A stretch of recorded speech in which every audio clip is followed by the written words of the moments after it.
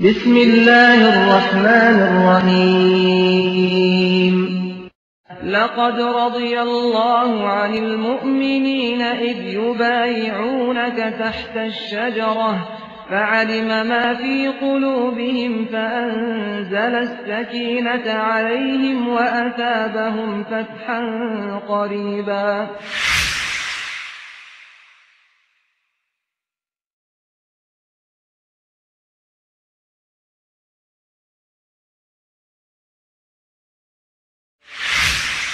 سیدنا عثمان کے نام پر اپنے بیٹوں کے نام رکھنے والوں، سیدنا عثمان کے ایمان جیسا ایمان بھی تو بناؤ کہ نبی بات پھر قیامت میں کسی بات اس نبی بات سے ٹکرا جائے، دنیا کے ہر بندے کی بات کو ٹھوکر مار دو، محمد کی بات کو سینے سے لگا دو۔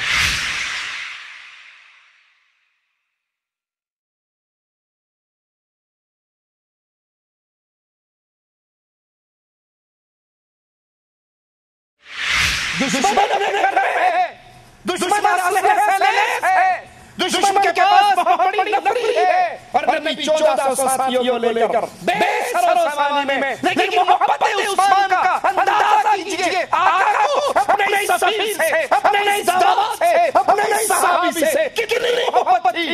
اس بے سر و سامانی میں کہتے ہیں یہ محمد کا ہاتھ ہے، یہ عثمان کا ہاتھ ہے، ہم اس وقت تک لڑیں گے جب تک عثمان کا بدلہ نہ لے لیں اور واپس نہیں لوٹیں گے، بھلے ہم لڑتے لڑتے سارے مارے جائیں۔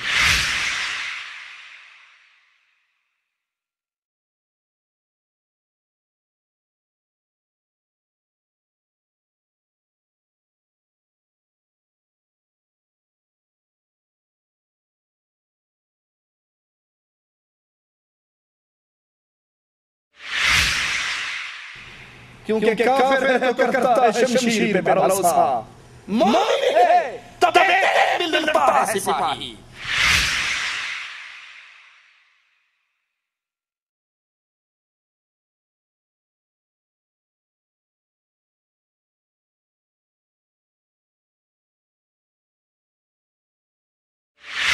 نبی پھر آتے ہیں، عثمان پھر کہتے ہیں، نبی پھر آتے ہیں، عثمان پھر کہتے ہیں، 900 اونٹ سیدنا عثمان تجاوز سے لدے ہوئے تیار حالت کے اندر رسول کریم صلی اللہ علیہ وسلم کو دیتے، اور 100 گھوڑے سیدنا عثمان رضی اللہ عنہ وارضاہ اللہ کے رسول صلی اللہ علیہ وسلم کے دربار میں لاتے ہیں۔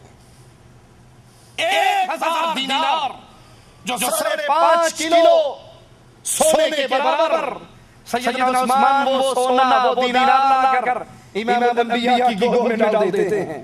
امام الانبیاء جناب محمد رسول اللہ صلی اللہ علیہ وسلم اس کو اپنی گود میں اس سونے کو الٹتے ہیں پلٹتے ہیں، خوش ہوتے ہیں، اور پھر زبان مبارک کھلتی ہے، فرماتے ہیں قد قضی عثمان ما ضر عثمان ما عمل بعد اليوم قط۔ عثمان بس کرو بس کرو، آج کے بعد تم جو چاہے کرو، اللہ نے تمہاری جنت کی ضمانت دے دی ہے۔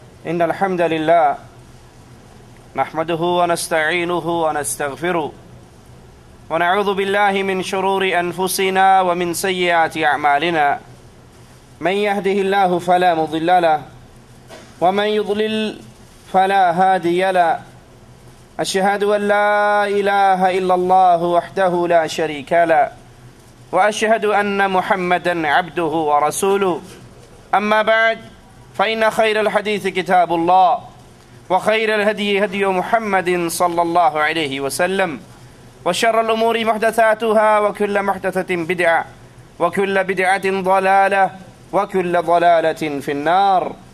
أعوذ بالله من الشيطان الرجيم. بسم الله الرحمن الرحيم. لقد رضي الله عن المؤمنين إذ يبايعونك تحت الشجرة فعلم ما في قلوبهم فأنزل السكينة عليهم وأثابهم فتحا قريبا.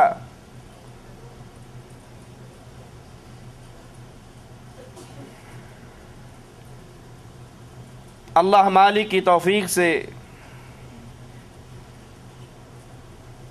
آج اس ذات کا تذکرہ سنیں گے جن کو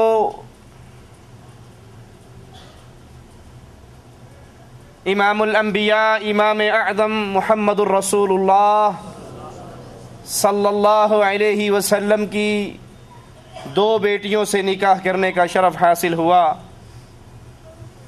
ان کا نام عثمان، کنیت ابو عبداللہ، لقب ذی النورین، دو نوروں والے. رسول کریم صلی اللہ علیہ وسلم کے ان 10 خوش نصیب ساتھیوں میں آپ کا شمار جن کو اللہ کے حبیب علیہ الصلاۃ والسلام نے اس دنیا میں رہتے ہوئے جنت کی خوشخبری عطا کی. آپ چلتے اس دنیا پر تھے، رہتے اس دنیا پر تھے، اور اللہ کے نبی علیہ الصلاۃ والسلام نے اللہ کی جنت کی خوشخبری آپ کو عطا کر دی تھی.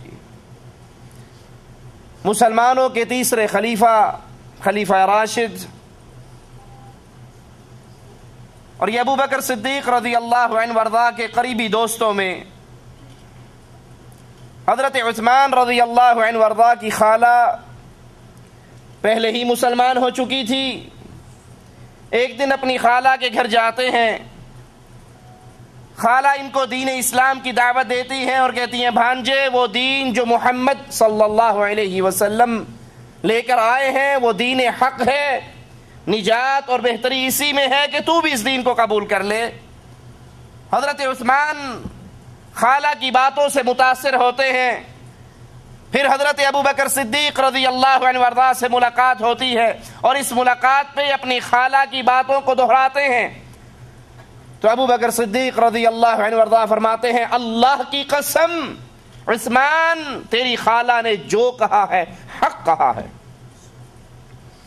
حضرت عثمان رضی اللہ عنہ وارضاہ ان کا دل اسلام کے لیے کھل جاتا ہے. رسول کریم صلی اللہ علیہ وسلم کے پاس تشریف لاتے ہیں، لا الہ الا اللہ کے اقرار کرتے ہوئے اپنا ہاتھ جناب محمد کریم صلی اللہ علیہ وسلم کے ہاتھوں میں دے دیتے ہیں. آپ کے چچا کو پتہ لگتا ہے کہ عثمان رضی اللہ عنہ وارضاہ اہل ایمان کی صف میں شامل ہو گئے، محمد کریم صلی اللہ علیہ وسلم کے ساتھیوں میں شامل ہو گئے. وہ آپ کو رسیوں میں جکڑتے ہیں، شدید عذاب اور مصیبتوں میں مبتلا کرتے ہیں، ان کے ظلم کا سلسلہ جاری رہتا ہے. لیکن سیدنا عثمان، میرے ماں باپ قربان ہو جائیں آپ کے قدموں پر، استقامت کا پہاڑ، کہتے ہیں چچا میں نے سوچ اور سمجھ کر لا الہ الا اللہ پڑھا ہے، آپ جو کر سکتے ہیں کر گزریں. عثمان کی گردن کٹ سکتی ہے لیکن عثمان اب اسلام کے دامن سے اپنے دامن کو چھڑا نہیں سکتا. میں لا الہ الا اللہ محمد رسول اللہ کا اقرار کر کے اللہ کے نبی صلی اللہ علیہ وسلم پر ایمان لے آیا ہوں. آپ مار سکتے ہیں مار لیجئے، جو چاہے کر لیں، آپ ہر طرح کے ظلم مجھ پہ کر سکتے ہیں لیکن میرا دامن اب اہل ایمان میں شامل ہو چکا ہے، میں مسلمان ہو چکا ہوں، میرے دل سے ایمان کی غیرت کو نہیں نکال سکتے. جب ظلم حد سے بڑھ گیا اور صحابہ کرام ابتدا میں جتنے لوگ بھی مسلمانوں کی جماعت میں شامل ہوئے، کفار نے ان پہ ظلم کی چکیاں چلائیں، بے بہا ظلم کیا. جب یہ کفار کا ظلم حد سے بڑھتا ہے تو امام الانبیاء امام اعظم محمد الرسول اللہ صلی اللہ علیہ وسلم مسلمانوں کو اجازت دیتے ہیں کہ تم حبشہ کی طرف ہجرت کر جاؤ. اگرچہ وہ ملک عیسائیوں کا ہے لیکن وہاں کا بادشاہ نجاشی نیک دل انصاف پسند حکمران ہے. تم وہاں جاؤ اور وہاں سکون سے رہو گے. مسلمانوں کا پہلا قافلہ جس میں 12 مرد اور 4 عورتیں شامل ہیں وہ حبشہ کی طرف ہجرت کرتی ہیں اور ان میں حضرت عثمان رضی اللہ عنہ وارضا اور آپ کی زوجہ رسول کریم صلی اللہ علیہ وسلم کی مبارک بیٹی سیدہ رقیہ بھی آپ کے ساتھ شامل ہیں. مسلمانوں کو ابھی چند ماہ سرزمین حبشہ پہ ہوتے ہیں کہ انہیں خبر ملتی ہے کہ اہل مکہ سب کے سب مسلمان ہو چکے ہیں اور اللہ کے نبی صلی اللہ علیہ وسلم کے ساتھ مل گئے.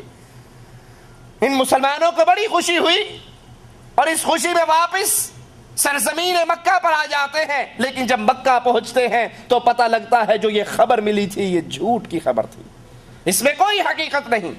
کفار نے پھر مسلمانوں پر ظلم و ستم شروع کیا اور 1 سال کے بعد رسول کریم صلی اللہ علیہ وسلم نے اگلے سال پھر مسلمانوں کو ہدایت کی کہ تم ہجرت کرتے ہوئے اس شہر کو چھوڑ کر دوبارہ حبشہ کی طرف چلے جاؤ. 102 مسلمان مرد اور عورت دوبارہ ہجرت کرتے ہیں اور اس ہجرت کے اندر بھی سیدنا عثمان اور آپ کی زوجہ محترمہ آپ کے ساتھ ہیں. کفار مکہ کو بڑا دکھ ہوا کہ مسلمان امن سکون شانتی کے ساتھ حبشہ میں رہیں, ان سے یہ برداشت نہ ہوا. وہ مسلمانوں کے پیچھے جاتے ہیں, ہدیے اور تحائف لے کر جاتے ہیں اور نجاشی کے پاس پہنچنے سے پہلے نیچے والے عملے کو کنٹرول کرنے کی کوشش کرتے ہیں. پادریوں کو انعامات دیتے ہیں, ان کو ہدیے دیتے ہیں, تحفے تحائف سے نوازتے ہیں تاکہ جب یہ عملہ میرا بن جائے گا تو پھر بادشاہ تک شکایت کرنی آسان ہوگی. اب وہ بادشاہ کے دربار میں ان مسلمانوں کے خلاف مقدمہ پیش کرتے ہیں کہ یہ مسلمان اپنے آبا و اجداد کے دین کو چھوڑ کر آئے ہیں, آپ ان کو واپس ہمارے حوالے کر دیجئے. نجاشی مسلمانوں کو بلاتا ہے, ان سے صورتحال پوچھتا ہے. مسلمان جواب میں کہتے ہیں اے بادشاہ ہم شراب پیا کرتے تھے, ہم زنا کرتے تھے, ہم چوریاں کرتے تھے, ہم ڈاکے ڈالتے تھے, ہمارے اندر ساری برائیاں تھی, یہاں تک کہ اللہ عز و جل نے اپنے ایک بندے کو رسول بنا کر ہماری طرف بھیجا جس نے ہمیں برے کاموں سے روکا, ہمدردی کا سبق دیا, لوگوں کے حقوق پامال کرنے سے ہمیں روکا. ہم ساری بری عادتوں کو چھوڑ کر اللہ کے نبی پر ایمان لے آئے. جب کافروں نے دیکھا کہ یہاں دال نہیں گلنے والی اور ہمارے سارے حربے فیل ہیں, وہ کہتے ہیں